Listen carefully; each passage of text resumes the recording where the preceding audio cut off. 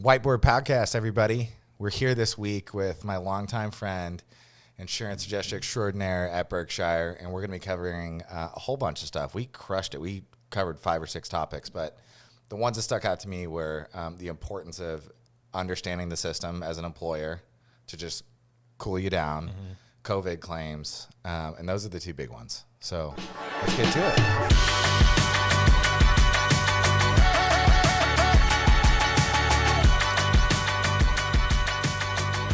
What's up, Nicholai? Not a ton. Just a quick mulligan, dude. Yeah. Is that okay? Yeah, go round 2. I like it, man. Yeah, sure. I wanted to have a quick... dude, I can't do this. What just happened? John's getting real flustered.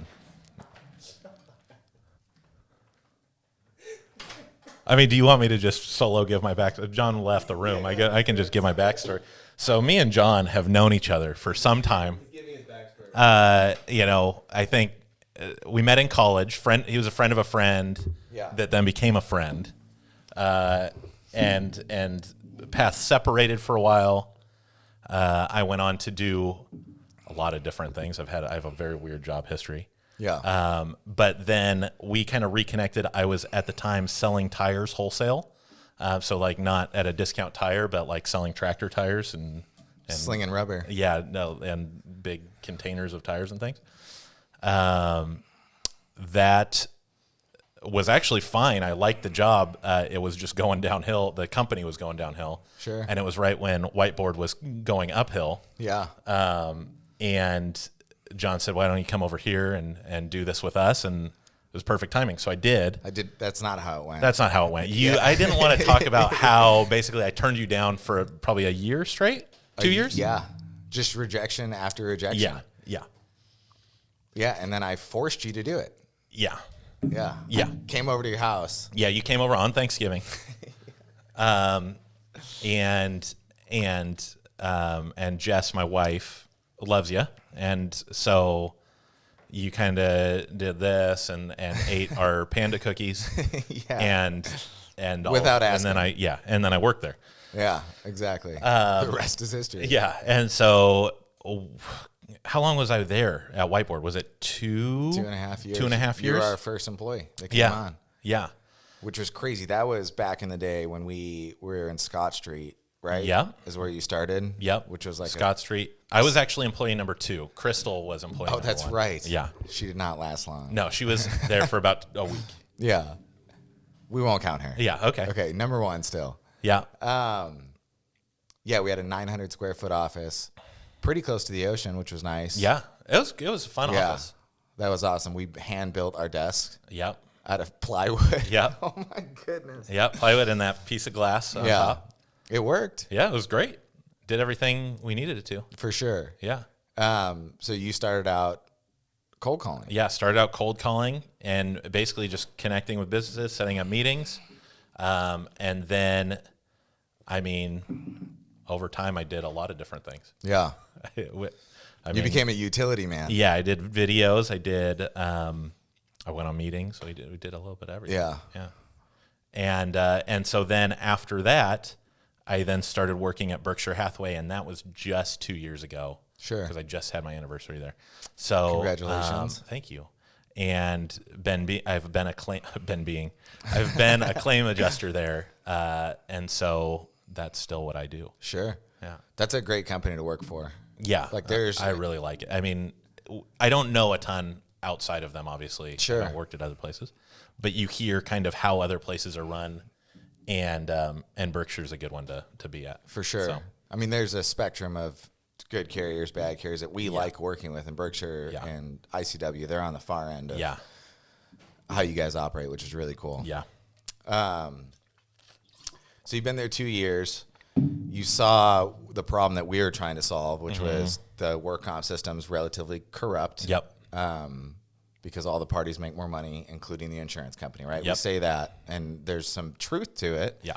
However, us being on the client side and being their advocate, there's a lot of anger coming from clients like 100%. These insurance companies and the adjusters do not care about the way this claim goes. Yeah. They're just trying to get it closed. Doesn't matter what it gets paid out at. Yeah. And ultimately, they're going to pay that money back. Sure. So I'm sure you talked to Yes. a fair amount of those folks who are pissed off. Yeah. What are some things that you hear often? So Berkshire is, I would say, a little bit unique in that off the bat, like if you're looking at policies, it's time to get quotes and you get all your, you hear from everyone and you have everything going on. Berkshire generally is not going to come in the lowest. Mm-hmm. And the reason for that is we say, or I think they say, I don't know, I'm not in those conversations. Yeah. But I think they say we charge more because, frankly, we think we're going to give you something better. Sure. So, and what we mean by that is, as an adjuster at Berkshire, my job isn't just to manage claims, it's to close them as soon as I possibly can. Yeah. And basically do what's right for the employee, but also keep in mind we got to do what's right for the employer. Yeah. And the only good claim is really a closed one. So, Sure. So with that said, when I talk to employers, most of the time we have a track record and they kind of know we're doing what can be done. So they're not always super angry. Not a lot of hostility. I'm sure Yeah. those come in though. But they do. And it's one of those deals where, I don't know, from my perspective as a claims adjuster, there's a lot of me kind of explaining, okay, this is what we're trying to do. This is kind of how the system works and how our hands are tied. So we can't just make it go away. Yeah. And this is kind of the strategy to make it go away as best we can. Sure. But yeah, you get a lot of employers who are just like, This is fraud. this is fraud and you're killing my company's not going to survive this. Yeah. Type thing. That's a difficult conversation to have because there's some truth to it for sure. 100%. Right? Companies go out of business because their work comp premiums get too high. Yeah. That does happen. So I get that frustration. At the same time, like you Yeah. guys have to make sure you're doing everything by the book. Yeah. So you can close the claim as fast as possible. Yeah. Obviously we try really hard and it, at least selfishly, it works in my favor to close claims too, because that's less work. Yeah. For me, and it makes my day easier. So I would like that too. Unfortunately, the way that California is in particular, there are a lot of barriers for the employer. Sure. Pretty much everything's slanted employee. Yeah. The thumb is on the side of the employee. Yeah. For sure. Going back to that employer conversation. Yeah. I'm sure most of the conversations like, hey, this guy's full of shit. This is fraudulent. Sure. Do something about it, right? Uh-huh. Compared to actually how much fraudulent activity that you guys can prove. Yeah. What do you think that proportion is? Oh, that's like a good- for every 10 person saying, hey, this is fraud, how many do Sure. you guys like, okay, we're going to send out an investigation unit. Sure. This makes sense to do. And then we caught him. We caught him doing something. And then Yeah. catching him doing something outside his work restrictions or Yeah. any of that stuff, does that typically Work result? or not. Yeah. So I would say, most times when an employer says, I think there's something weird going on here, this just doesn't add up. As Yeah. long as there's something that makes sense, if they can explain to me why it doesn't add up, we're going to send an investigator out. And I'll put the claim on delay before we accept or deny it. Sure. Because even from like a claim side, that's the best way and cheapest way to do it. Mm-hmm. If you can catch those early, that's how you want to do it. Yeah. So as far as sending out investigators, I mean, that's like 9 out of 10 when employers tell me this is a There's something fraud fishy thing. going on? Yeah. But you hear that a bunch, right? Yeah. Every once in a while you'll get an employer where you go, well, I know, I get it, but the only reason you think it's a fraud is because they filed a claim. And it's like, okay, I can't do anything with that. That's not enough for me to investigate this, especially if you think, yeah, he probably did fall. He's just making up that it hurts. It's like, Exacerbating well, his injury. that's a little bit tougher, and we have to just follow up with the doctor Sure. and see if the doctor can smell that out. But yeah, most claims, if there's a reason to investigate, we're going to investigate it. Yeah. As far as taking that all the way then, well, probably for me, the next step would be, okay, accept or deny, right? If again, which is very critical to get a claim in on time, so you have that time to investigate. Oh, right? 100%. If every once in a while, and that's the hard part, because I know employers, there's a lot of them that go like, if we can just not file this as a claim, we'll do anything we need to not do that. And I get that perspective, but if they do that and it's a little bit weird and that drags on for a couple months, it's a real quiet couple months, but then month 3 happens and things get way out of hand. For sure. If it then comes into us at that time, there's nothing we can do. Yeah. I mean, it's already gone. At that point, we have to accept it, which is a real bummer. Because something could have been done. Yeah. Hey, do you hear that, whiteboard clients? Yeah. Report all your claims immediately. Yeah. Because basically, as far as time frames, we have 14 days to decide if we're going to delay the claim. Yeah. Right. So that's just an employer saying, yeah, I don't know. It just doesn't seem like it's adding up. And we'll delay it. That's fine. That's easy. Yeah. How long can you put on delay for? So then delay lasts for 90 days. Yeah. So 90 days from the employer date of knowledge. So that's a tricky one too. The employer date of knowledge is a very, very tricky one. And is it when they turn in the form? Is it when they text their supervisor? When they should have known. When they should have known. When they should have known there was an injury. That is such a parenting thing to say. Yeah, so you should have known. As an adjuster, you have to pick the earliest date, no matter what. It's the only way to really do it, and feel like everything's gonna fly. Yeah, and not because if you don't, you can get in trouble for that, right? You can get in trouble, and if you want to litigate it and take it all the way, that's what I'm talking about. Yeah, if the judge goes, wait a second, then there goes your case. There's conflicting information. Yeah. So 90 days from when the employer should have known, that's when you have to make the acceptance or denial decision. If there's any reason to deny it, it gets denied. Yeah. So that can be a lot of different things. And sometimes, frankly, as the insurance company, a denial can be overturned later. Mm-hmm. Usually there's an acceptance can also be overturned later, but it's a lot more rare. Yeah. There has to be some like mind-blowing fact that comes up later that you're like, oh, he didn't do it, or that didn't happen. Yeah. But denials can be turned into acceptances later. So oftentimes, if there's anything we can deny it on, we're going to deny it. Yeah. And then you go through the process. So, okay, back to the original question. If you have 10 people saying these claims are fishy, 9 out of 10 of those are going to get investigated. I would say 6 or 7 out of those 9 are going to get denied. Oh, really? Yeah, a lot get denied. Okay. At least at first. We could get super granular here, but I'm curious about like those denials, because ICW put out a study a couple years ago about the benefit of accepting claims. Sure. That actually claims cost goes down when sometimes you accept claims. Yeah. Well, they did it across their entire book, and we're showing a dramatic difference between, hey, we denied these claims and we accepted all these claims, and the denied ones, because of litigation, way higher. Yeah. Which. So and this is kind of why, just practically, a lot of those denied claims, the person's already repped before I deny them. Mm-hmm. And if that's the case, then we're probably going to deny it. Because if you're repped before that, that means that you have some intention. You think, there's clearly something going on. Yeah. That you don't feel like you need someone in your corner. Yeah. Not to say that they're always trying to get away with something, but because some people just get attorneys right away. Yeah. But a lot of those are. A ton of people get attorneys because they're like, I don't know how to navigate anything. Exactly. Like I have to fill out forms. Sometimes it's much better that they do get attorneys. Yeah, absolutely. I actually appreciate that. Yeah. So anyway, those, that many get denied.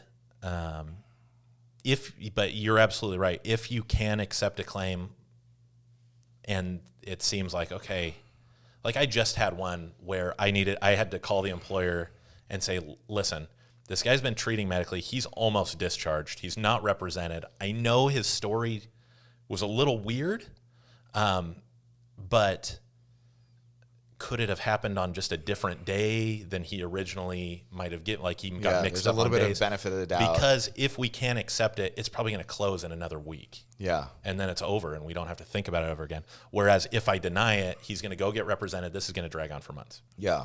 And increase cost. And by quite a bit. Yeah. Anytime there's an attorney involved, the costs are going to shoot up. Immediately QME cost goes up to $5 to $6 grand, goes on the claim, hits their X mod.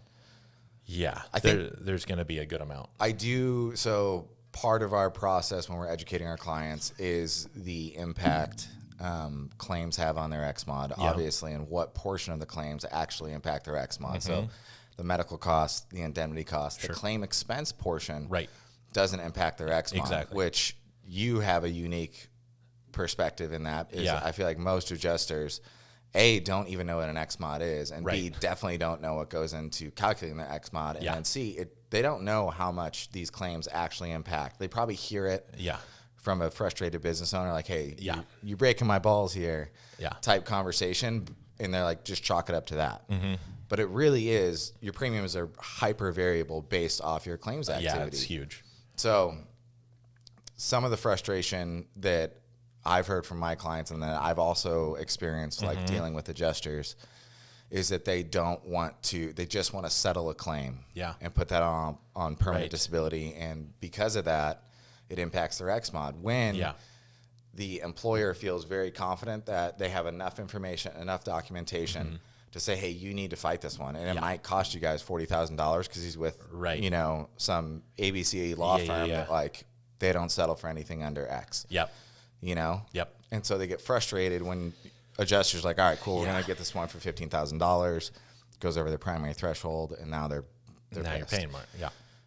So, and that's the hard part, right? Because, so in the 2 years that I've been at Berkshire, I've had one claim go all the way and it's called a take nothing, where the judge says, no, you're this is not industrial. We're throwing this whole thing out.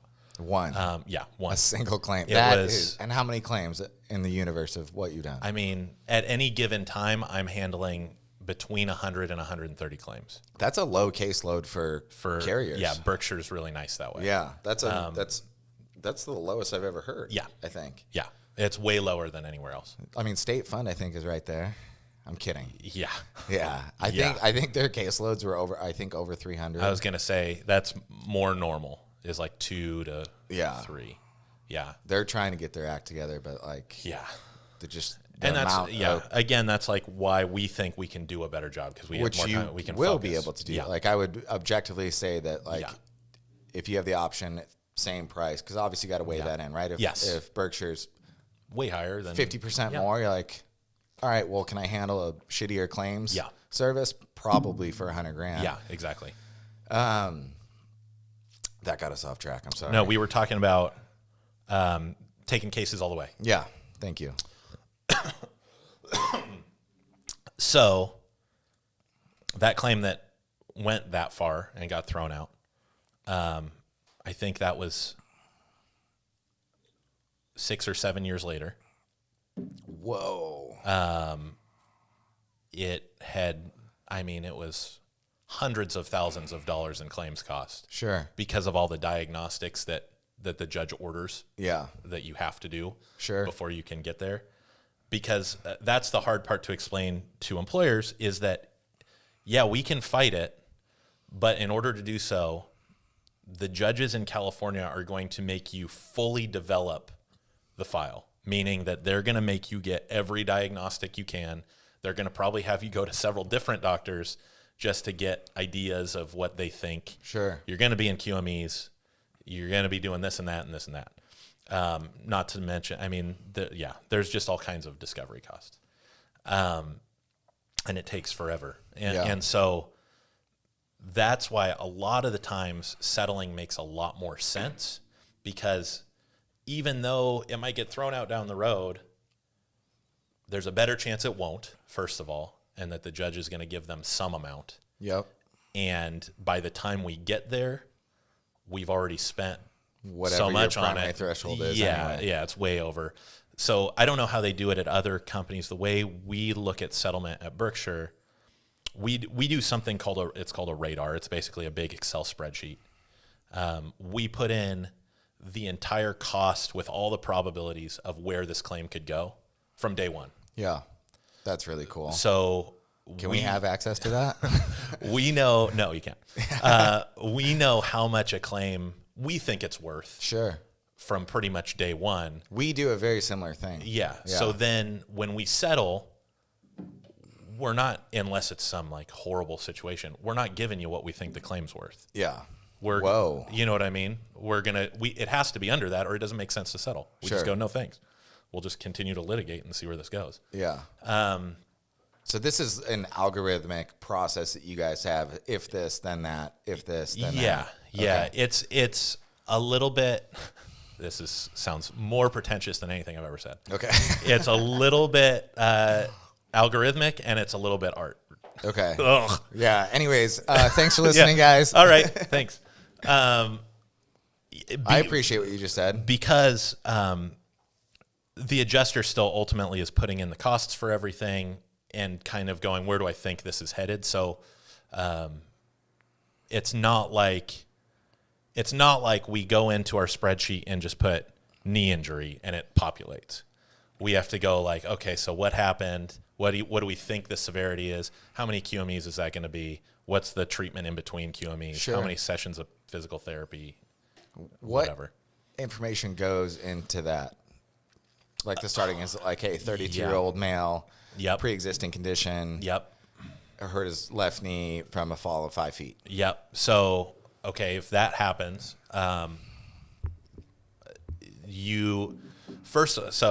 obviously the radar is going to change too as you get more information. Yeah. But something like that, if he's not represented, that's a fairly cheap claim right at the beginning. Yep. Because he's probably just going to need to go in, get a few sessions of physical therapy, maybe over, it's probably going to be about 18 sessions of physical therapy. Mm-hmm. Is that the max? No, 24. That's right. 24 is the max, and then they can do more, but there has to be a really good reason to do more. Sure. So yeah, 18, you probably have the doctor just checking in on him. If he heals up fine, then that goes away in 6 weeks to 2 months. If there's, if he's a diabetic or has some other stuff going on and then he gets repped, you go, okay, cool. So we're going to be paying for at least one QME. We're going to need diagnostics. We need an MRI of the knee. Might need arthroscopy, which is about $15,000. Mm-hmm. And then you're like, okay, so this will be going on for about a year and a half. Yeah. So, $60,000. Easy. Yeah. I think going through that process and for people to hear the other side of it is really important because I don't think people realize the steps that need to be taken and the thought that goes into, well, how did you get to this number? How did you get to this claim number? Yeah. Or this settlement number? Yeah. And I think that's awesome you guys do that. That's really important. We do something similar. So when an injury happens, we take the initial triage call, then we dispatch our EMT, and if we can't solve it at the first aid level, at that point, that turns into a claim. The conversation is, who is this person? What happened? Yep. All the things that we were just talking about. We run the official disability guidelines. Yep. Again, saying here's where we think this claim should go. Now this makes sense to bring back this person in modified duty. Yep. And a lot of times, not a lot of times, some of the time you're like, all right, well, we know this is going to blast through your primary threshold. So like definitely have the insurance carrier take on that indemnity cost. Yeah. Yeah. So we do That's great. A very similar thing. Yeah. But it's from a very different perspective, right? Totally. Ours is like, how do we limit the impact on the XMOD? You guys is, how do we limit the claims cost? Which is very similar, but not the same thing. Exactly. Yeah. Okay. That's super cool. Yeah. Based off, because you, I'm sure, get some joint claims, right? Mm-hmm. And I know you don't want to say anything disparaging about other carriers, but who are some of the good carriers that you're like, all right, if there's another person on this side? I like it. Honestly, it's different sometimes I'll just use ICW because we said them already. Yeah. Sometimes you'll have a claim with ICW. You're going to get fired from and you're like, sure. oh, that's so nice that we have ICW on this. This person's so responsive. Other times you have someone with ICW and you're like, I haven't been able to get a hold of this guy in 8 months. Like, what's happening over there?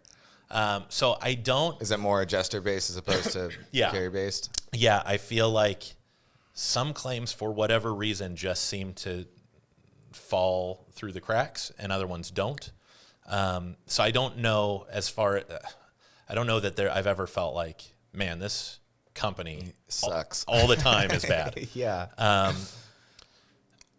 Yeah, I think more so where I personally have run into issues has been, and this is a whole different thing, but when you have like a staffing agency or a PEO that isn't well vetted, that doesn't actually have coverage. This has become a problem recently. Whoa. And so then there's what does that mean? So, so there's like these, we call them general and special employer claims. So let's say company A doesn't actually have any employees. They just go through a staffing agency to contract workers. They think everything's on the up and up. Oh, yeah. They sign all the things that they says think work comp it feels like. Yeah, the contract says that it's there. By the way, if you're an employer and you're in that situation, make sure that document that you sign is also dated.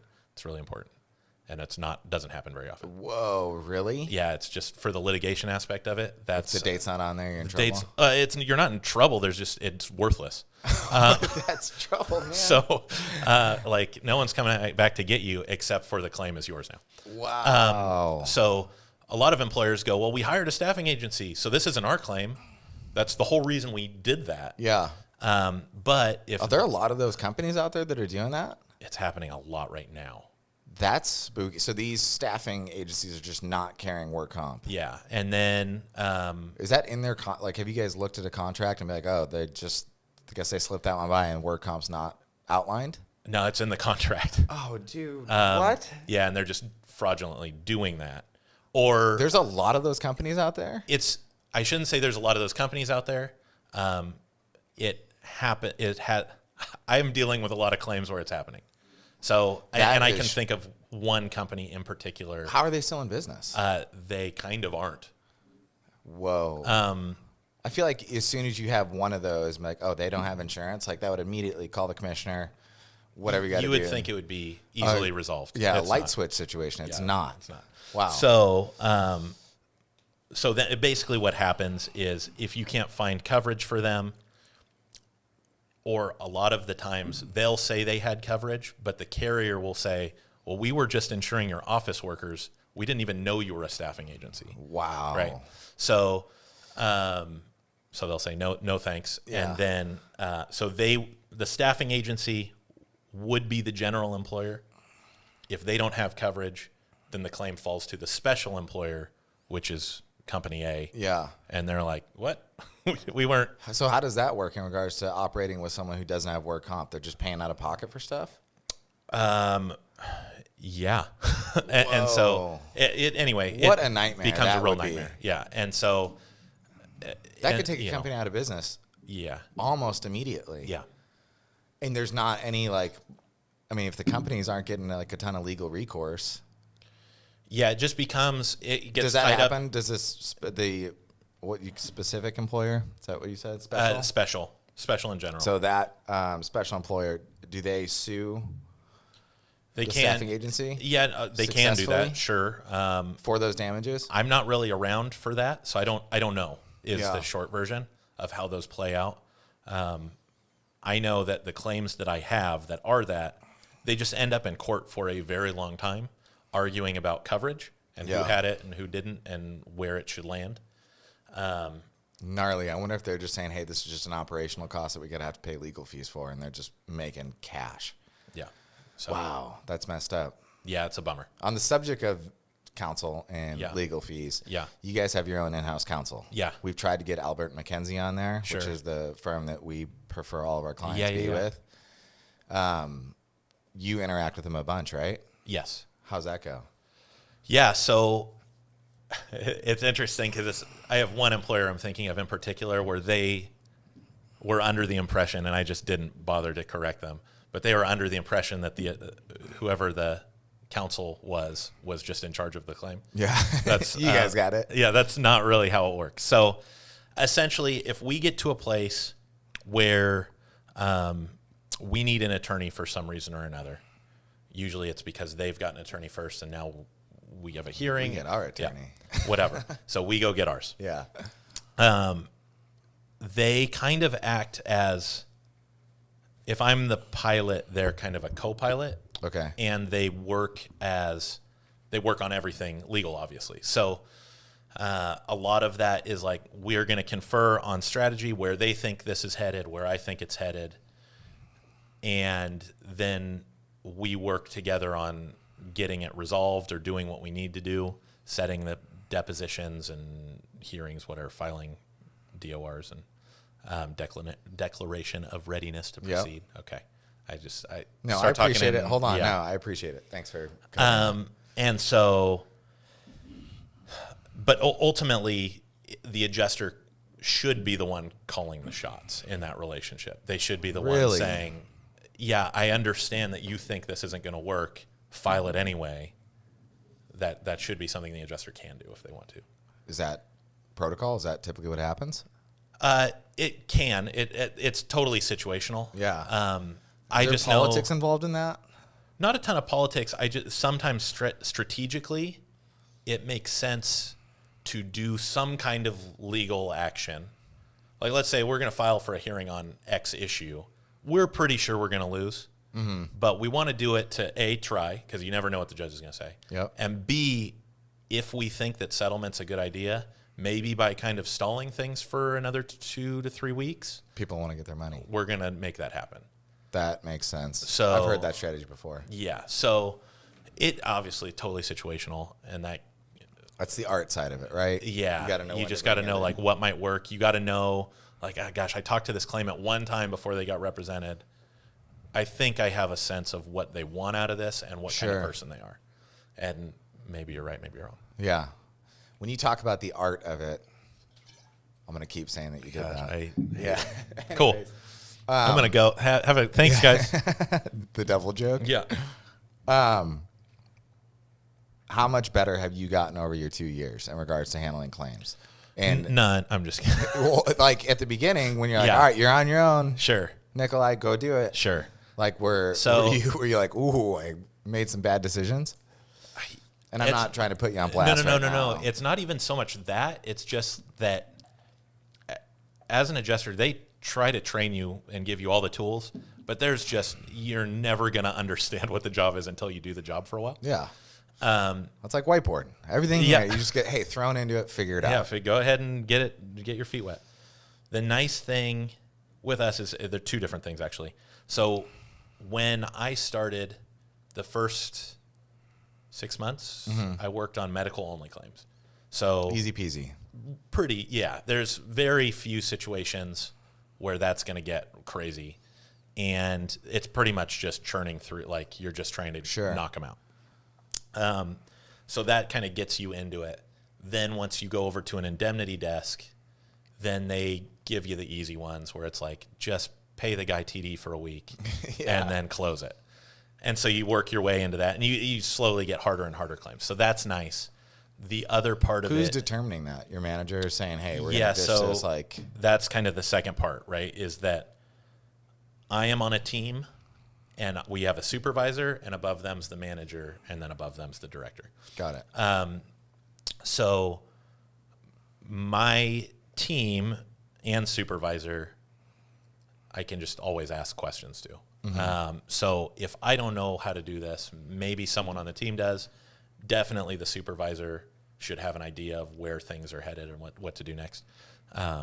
So when I first started, I was so annoying. I mean, it was just like, okay, next claim. So I'm going to get up. Just making everybody so what do you do in this situation? So you do a lot of that at first. That's good. And then as you see the situations a bunch, then you go, okay, there's a pattern here. This is what we do. That makes sense. How long would it take to be a 10 out of 10 adjuster? And I know that's like if you were dedicated to it and you said, I'm going to become a black belt. Yeah. So the way that we do adjusting at Berkshire, or like the levels of it, you have your MO adjusters, medical only, and then you have CP, which claims professional, and there's 1, 2, 3, 4. I think there's 5 in senior. Whoa. So I'm a 3 right now. Nice. That's where I'm at. Okay. So 2 years, you can get to a 3, pretty reasonable.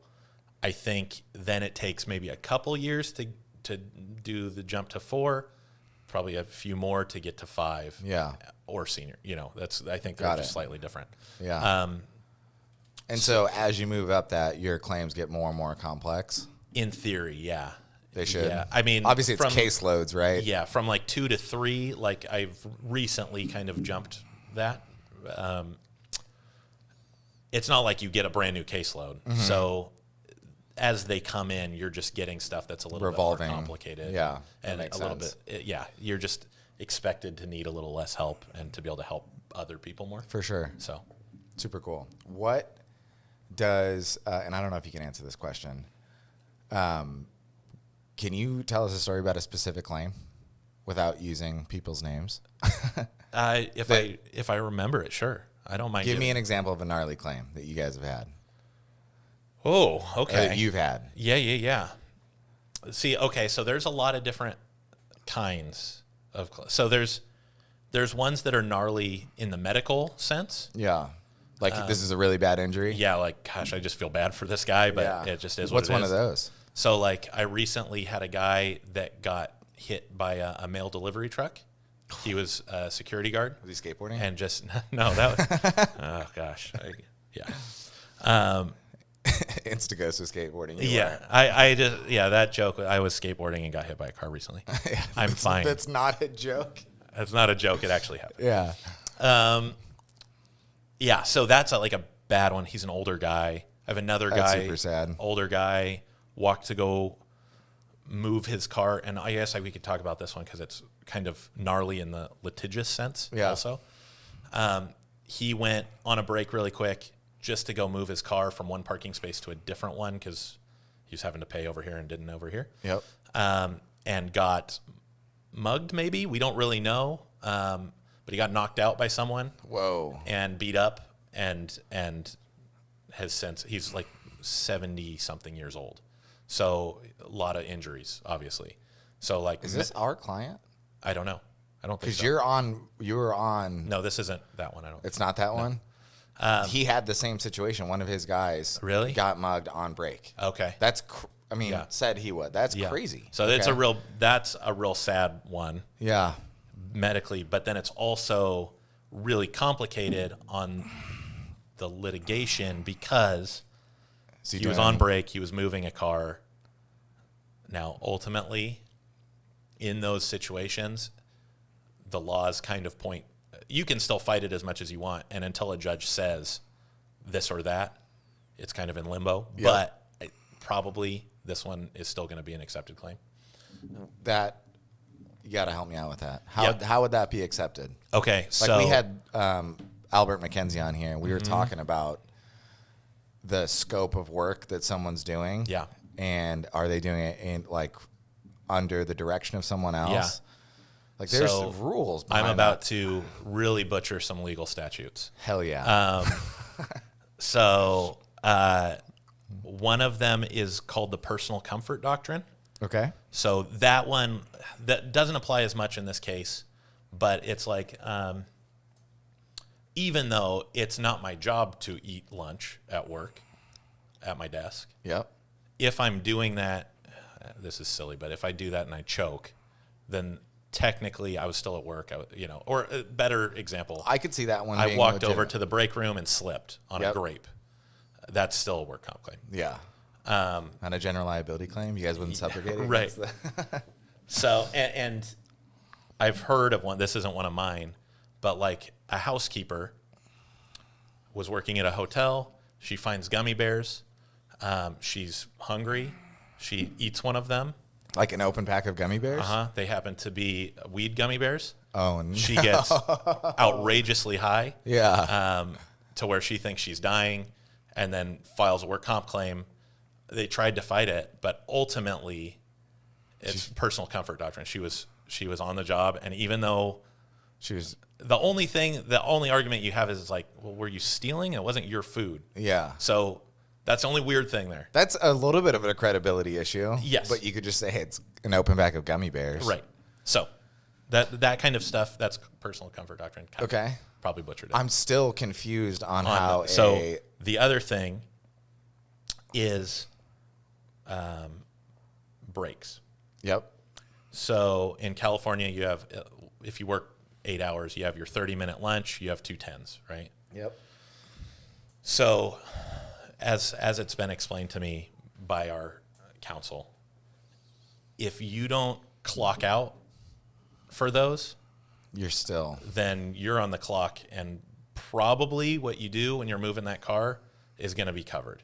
It's going to be really hard to argue against lockout, that. tag out procedures are critical to have in place. That's going to be, and even then you might not win on it, but it's your best argument, is saying like you were clocked out at the time. Yeah. Because even how would that not?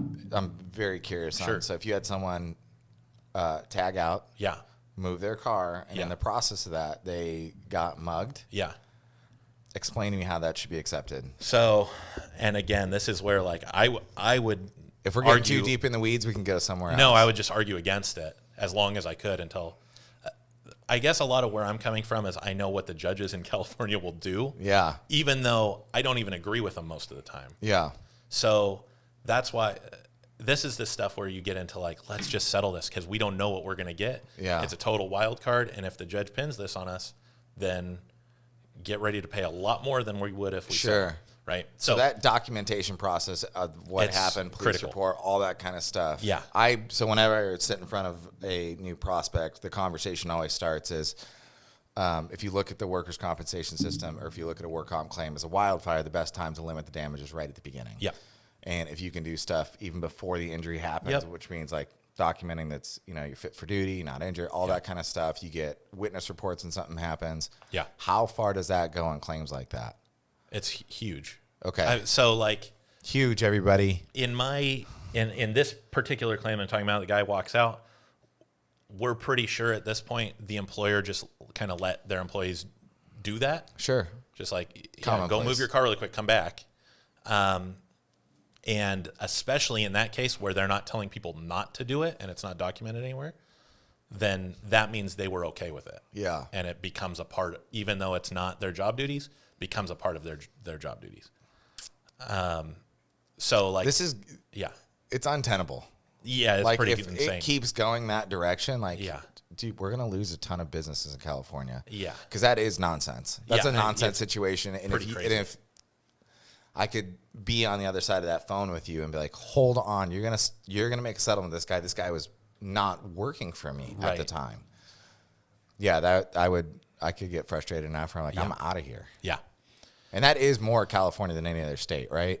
Yeah, it's one of the. I mean, I don't know the other states super well. I know there are other pretty strict ones. Yeah, but California's pretty crazy. Yeah, I would imagine. And I mean, Southern California is even crazier than Northern. Yes. So, yeah, every single attorney in the world lives here. Yeah, it's nuts. I'm sure you run against like different law firms all the time. Yeah. Does that go into consideration? Like, hey, we understand this law firm. Here's their MO. Yep. This is exactly how we need to respond. Yep. And then there are some, for instance, a lot of it, because for me, to go back to the settlement thing, a lot of it's like, yeah, we're going to try to settle this at the earliest possible opportunity for the least amount of money. Yeah. Right. There are, though, some applicant attorneys where you go like, they're just not. Denial. Well, yeah, you're like, there are some where you go, these guys just don't pay attention to their claims and they probably don't even talk to their clients. Whoa. So. That's crazy. So you just go like, well, we're going to have to deal with that. And those are just like more annoying than anything else because it's so hard to get anything done. Tons of follow-ups. Yeah, and just like we'll get an attorney and it's like, have you heard from them? And they're like, no, they probably, I have several cases with them. I haven't heard from them on anything. Wow. And so you have those guys. You also have ones where frankly, they're great attorneys at what they do. And that's problematic. and so, like there are some that I know of that it's like until I get an MMI or a PNS report. Are we good? Hey, on what are those, ones? dude? Okay. Maximum medical improvement or permanent and stationary. They both basically mean the same thing. We're done actively treating for right now. This guy's as good as he's going to get. Yep. His treatment has plateaued, as they say. If we don't have those, then they're not even going to talk to us about settlement. It's just not going to happen. Wow. So those guys, you go, okay, we got to get to a QME as soon as we can, and we need to do everything that we can to get this right. And hopefully it's not a Cairo QME, right? Yes. So, yeah, on pretty much any time I get a Cairo QME, you want to object to that specialty Immediately, as soon as possible. You lose on those objections a lot. I mean, that's why it's important to get yours in, right? yes, whoever gets there first gets to pick pretty much. Now, there are times where they get a Cairo QME. The chiropractor is supposed to work on your back. Yeah. This guy has a knee injury. Sure. And so you can try to go in front of a judge and say, that actually doesn't make sense. Yeah.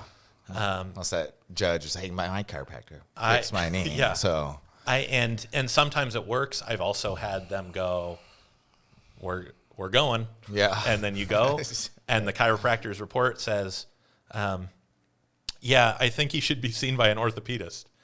No way. And you're like, well, what are we doing here? We just wasted months. Yeah. Because you have to schedule the thing and then wait 30 days for the report. And I bet you those applicant attorneys know that. Like, hey, these folks do not like having a ton of claims outstanding, and drawing them out is in their advantage. Yeah. Well, the longer a claim lasts, the more it costs. Yeah. That's just kind of, and so not always, but pretty much always. Okay. So their job is to extend this thing out. Yeah. Unless you guys throw a crazy settlement out there, like, hey, this is, let's it's get worth out. it. Yeah. Yeah. That sucks. That's such a hard position to be in. Like for you guys, and having folks that just are not cooperating and just want to draw this out. Yeah. That's difficult. What are some things that employers can do? Because we talked about the documentation process. Mm-hmm. If you had the Goldilocks, perfect client, what would they do pre-injury? Yeah. And I want to get into post-termination. Sure. Obviously, Sure. that's a big deal. been a thorn in our side and our client side since we started our company. It is for everyone. And it still is, right? For you guys as well. It's not going away. Sorry. What are some steps for potentially those post-termination claims and even cumulative trauma claims Sure. that employers can take? Yep. Okay. So any claim, just advice, if I'm giving just general advice to employers, document, like we said, document. Even though you feel like, man, we're a family here, I hate to say it, there's a lot of people that think that, and then the person, one bad thing happens, whether it's legit or not, maybe it's just, I don't feel like you're paying me enough. Yeah. And that turns into a claim that then goes on for years. And because we were family, we didn't really document stuff. Sure. And now we're in trouble. You're paying for it. Yeah. So that's one thing. This is common sense, I think, but I run into it enough to where it seems like I should say it. It's rare. If you're an employer, don't hire someone you don't trust. That's a good, it's a good life lesson. I get so many employers that are like, I knew from when I hired him, this guy was no good. And I just want to be like, well, then why? Yeah. Why would you do it? I have a lot where I knew. Yeah, I can think of one specific employer who was like, I knew he came in off of a settlement, driving a brand new car, and I just didn't like the guy, and he's been a bad worker ever since. Welcome aboard, sir. So just if you think that they're gonna do it, don't hire them because it's gonna kill you. Sure. You can't discriminate like that, Nicholai. Yeah, sorry. Don't do that. Sorry. That's illegal to do here in California. That one just blows my mind. Yeah, that's frustrating. You're not helping the cause if you're just hiring dirtbags. Yeah, what did you think? What did exactly what you thought was going to happen? It happened. Surprise. Yeah, you nailed it. Good job. The other, as far as post-term claims, couple things on post terms that I don't think a lot of employers are aware of. If they resign, it's not post term. Yep. So that's one thing. A lot of employers aren't clear on that. They just think, well, like he hasn't worked here in a couple months. What about a layoff? Layoffs are. Okay. So that works. What about a furlough? Oh, now we're getting into the weird stuff. Let's get to COVID in a second. Because the most general answer is I don't know. Yep. So the thing I wish more employers knew about post terms is if the employee just doesn't show up to work and they're terminated for just not showing up, that counts as them resigning. It does not count as you firing them. Okay. So it's a real bummer. Yeah.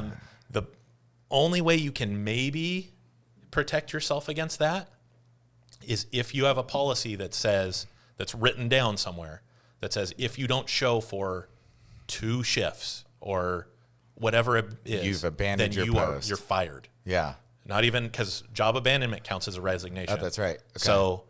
So you're fired. I'm firing you because you're not showing. Yep. Or whatever. I don't know. But yeah. Honestly, I don't even know that would work, but it's your best bet. So if that's written in your policy, like you want to have it not showing up. Yeah. This is our protocol. Yeah. You're fired after X amount. Can you have like exceptions to that?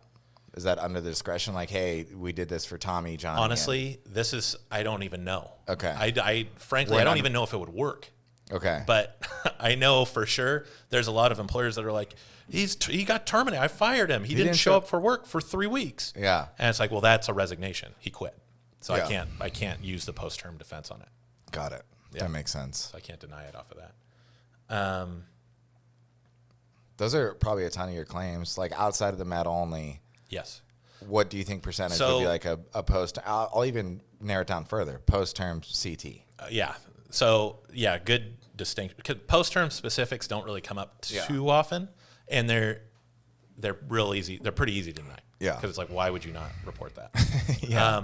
Post-term CTs, post-term is not a very weak denial, or not a very strong denial, if there's not anything else. Yep. Like if you don't have any kind of documentation saying this doesn't make sense, then a CT is really hard to argue, especially if they've been there for over a year. So, and especially if they had a laborious job. Sure. So those, those are the ones I'm talking about kryptonite, huh? when I say, yeah, we're going to deny it, but that denial can be overturned at any time. Yep. Because the judge ultimately, if you take it all the way, they're going to say it happened. Yeah. It's 1% compensability, right? Yeah. So that's nonsense. Again, going back to it, and this happens in a few different podcasts. It's frustrating to hear and get confirmed. Is like, this is just what it is. Sorry, he was working there for 3 years.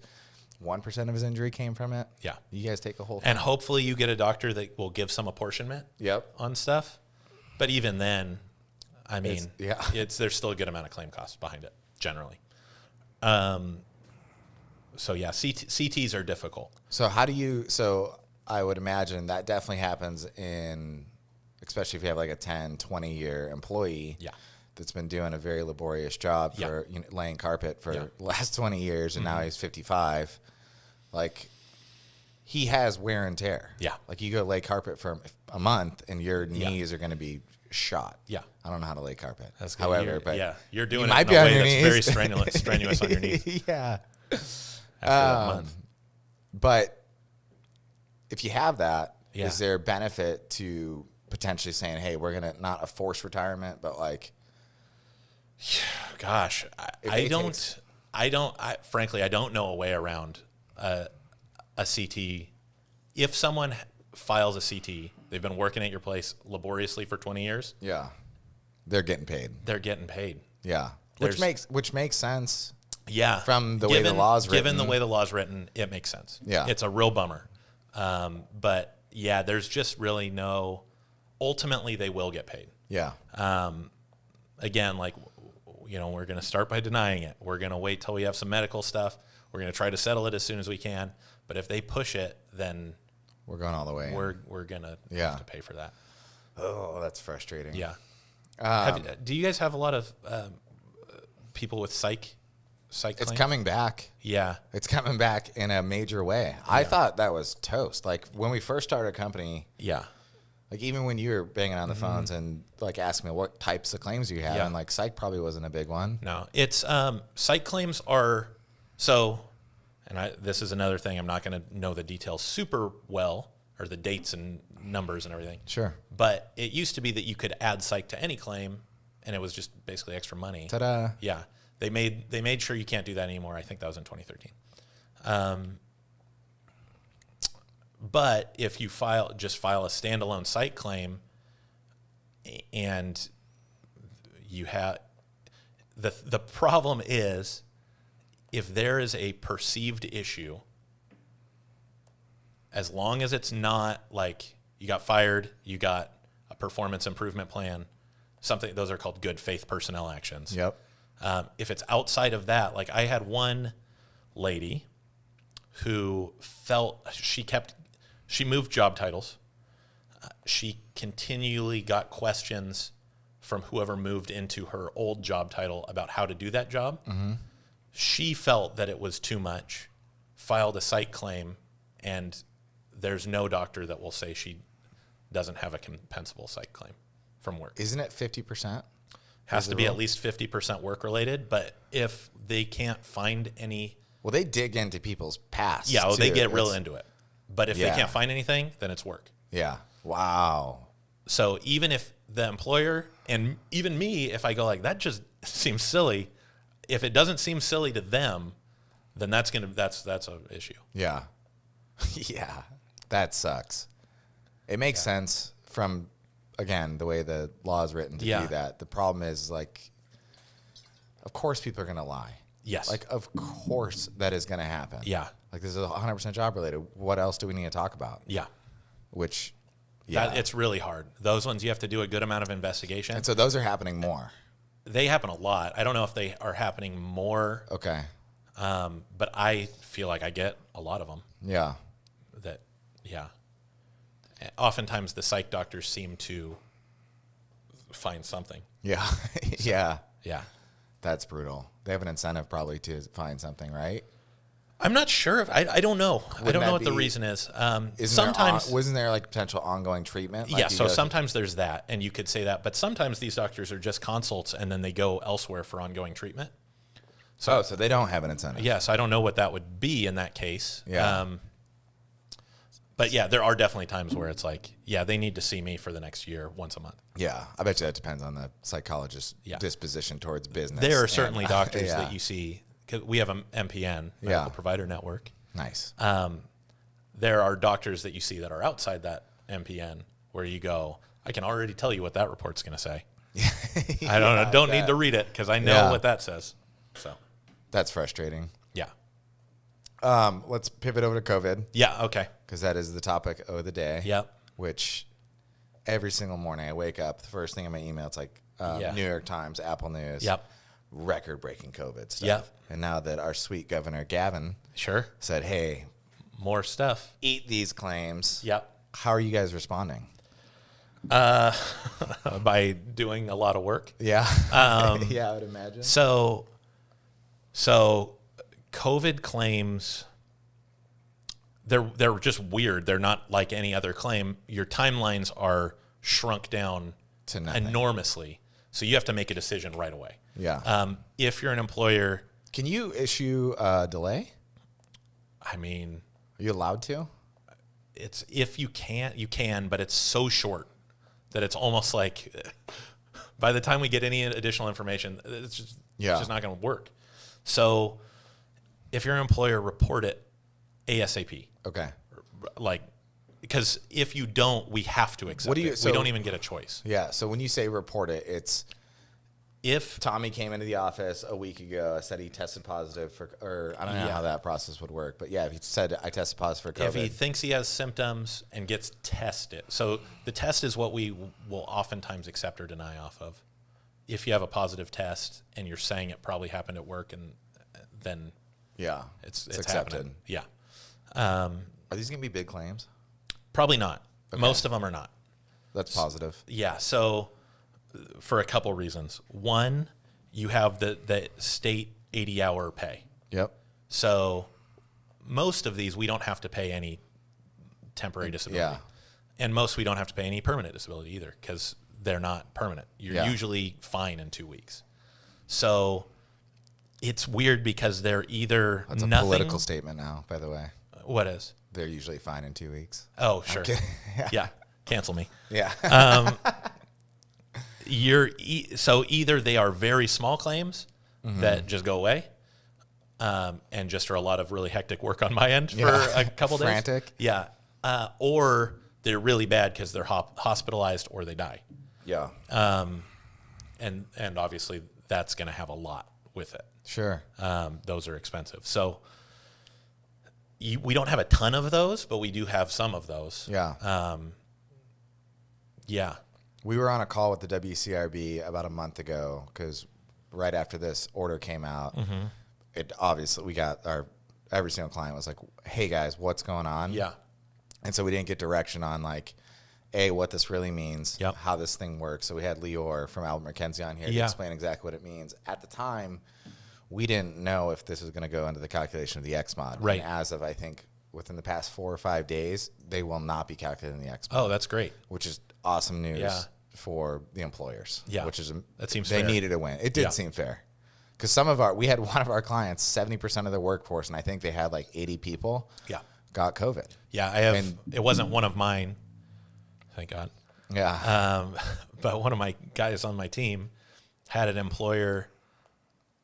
He got 30 claims in a day. Yeah. Oh my goodness. So, yeah, it's crazy. What it can be. What do you guys get like in regards to your grade, like how well you're doing? Yeah. Is it claims cost? Like, did we get this under like what our average is, and I'm doing a good job? So that's part of it. I mean, like would that skew his numbers who has 30 claims? It would just be no, probably won't. And I think because of everything going on with COVID, they know it's just like, this is weird. Like no one knows what's going on. We get different emails every day saying, okay, we updated the procedure on this. This is what we're doing now. Wow. And so it's constantly changing. Has the caseloads gone up because of this? I mean, obviously that one guy. Yeah, it depends. Okay. So we have a team that is dealing with just COVID claims that are coming. So I guess I should explain. At Berkshire, we have some accounts are called dedicated accounts. So they get one adjuster for all their claims. Is that a premium volume thing? It's a premium volume thing. Okay. So it's going to be the bigger accounts. Do you know that threshold? Oh, gosh. I think it's $500,000 from... I think it's $500,000, and then there's extra benefits at $1 million. Okay. I'm pretty sure. But they have a separate team. If you're not dedicated, the COVID claims are going to them. Yep. But any of our dedicated accounts that have them... That's why you got 30 in a day. 30 in a day. Okay. Then we get whatever that comes from those. Yeah. So I've gotten lucky. I haven't gotten any. Do you have dedicated accounts? Yeah. Oh, that's cool. How many of those employers do you have? I have quite a few, actually. And what are their names so we can prospect them? Yeah. I think I have... Oh, gosh. Because I don't look at them in list form. I just know I have reviews with them that come around from time to time. So I have anywhere between 5 and 15. I don't know how many. Gotcha.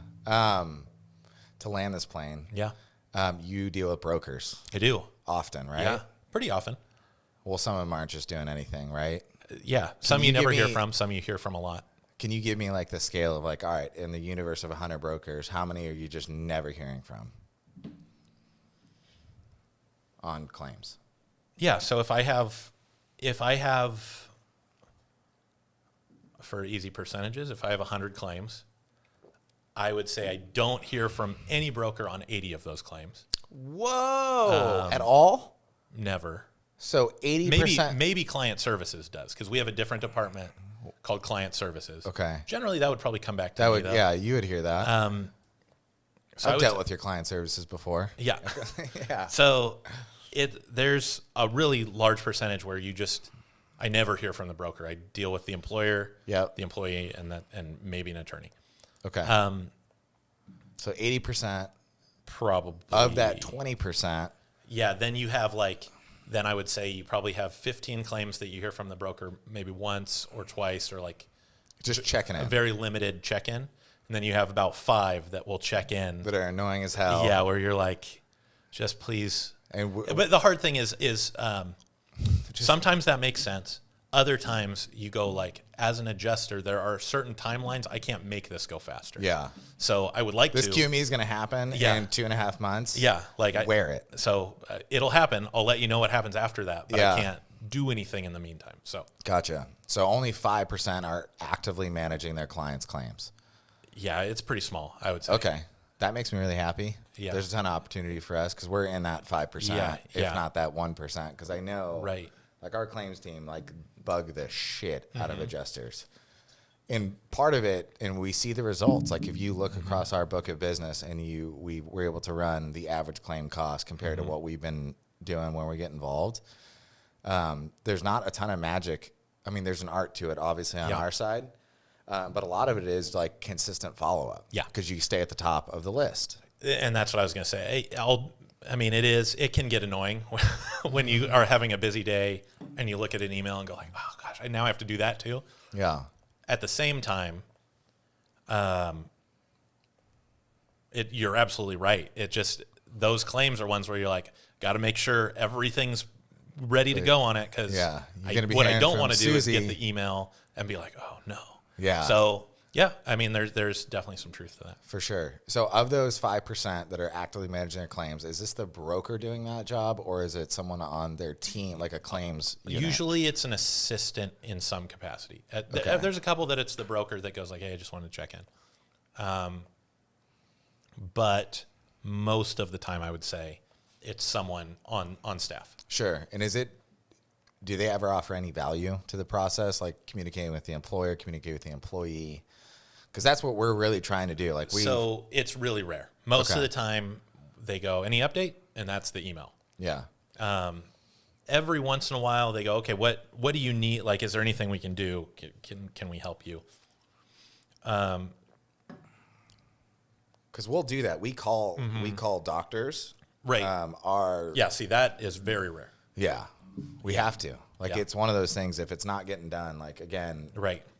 because of the way the primary threshold works, all Yep. that impact is right at the beginning. So it's important that it gets done. One of the things that we're starting is an employee liaison position. And you can tell me what you think about this, but it's essentially when our EMT goes out there, we're going to get their phone number Okay. and essentially their cell phone number Yeah. of the injured worker and say, hey, my job here is to make sure that you get everything that you need. And so text me after your doctor's appointment. Tell me what's going on. Do you think that'll be helpful? I do, because I think a lot of people get attorneys because they don't feel like they can trust their employer, That's exactly what we think. and they don't know what's going on. Yeah. That's the whole point of what yeah. it is hey, we're here to help you. Yeah. We're going to help you fill out the paperwork. We're going to tell you where to be here, you can come back to work. Here's Yeah. where you're going. Yeah. That communication, I think, is going to dramatically reduce litigation. I think that'll help. Yeah. Yeah, I think, you're still going to have weird stuff that goes on. Sure. But I think there is a large percentage of people who just get intimidated by the whole system. Yep. Which makes total sense because it's confusing. Yeah. And then they go I guess I have to get an attorney. I don't know what else to do. And the attorney's promising $1 million. So if I could get that would be nice. I would like that. Yeah. So I have things I could buy with that. yeah, I do have a need for somewhere between $0 and $1 million. So yeah, no, it's it's helpful, and that's kind of part of what we try to do, but it's hard to do all the time, is get in contact with the employee and employer as soon as possible. So we have, they're called 3-point contacts. So employee, provider, and employer. We have to make those, or attempt to make them, within 24 hours of receiving the claim. That's awesome. And the That's point, quickly, by the way. Right. There's not a ton of companies doing that. right? And so the whole point is, hopefully you get in touch with the guy, go, hey, I actually care about you, and I'm not trying to just rush you through everything. Yeah. If you need some help, then I'm happy to help you. which is exactly, and it's nice because that would be even more immediate. Yeah. Because even, I mean, by the time claims get to me, Stuff's happened. maybe it happened yesterday, maybe it happened 3 weeks ago, and the paperwork's just taken, whatever. Yeah, that makes sense. Nicholai, thank you, man. Yeah. I really appreciate it. Absolutely. Like, you drove all the way up here. That fires me up on a Saturday morning. Yeah. It's awesome. I'm happy to do it. We're going to have to do this again. Yeah. I would like to get you and Lior, Sure. Round McKenzie, on a podcast, and actually Brady. We should do like a 4-person one. Can we do that, Tyler? We can do it. I think that'd be a very interesting long-form conversation about, like, to have an adjuster from one of the best insurance companies, in our opinion, Albert McKenzie, who like we did an extensive vetting process on, Brady, who's running our claims right now, and myself will moderate. But I do think there's some stuff when you talked about that guy getting mugged. Yeah. Lior has some opinions on that as well, and I think what we're going to try to do is make more of a concerted effort for those instances, which do happen a fair amount. Like, was this in the line of duty? Was he doing his job that he was outlined to do? Or did it fall out of that? Like, there's some gray area that I do think if we're strategic, we can make a lot of moves. Yeah. In that capacity. So I think that would be fun. Yeah. No, that would be great. And that's always, from my perspective, I always wish people understood more of how everything worked, because I think it would make a lot of people a lot less angry. Sure. Or at least less angry at me. They might be angry at other people. Yeah, it's self-serving. Yeah, it's for myself. So, no, that's sweet, great. Man. Well, let's do it. Cool. Thanks, dude. Thank you. Thanks, everybody. Thanks. Have a great weekend. Go ahead. Thanks everybody.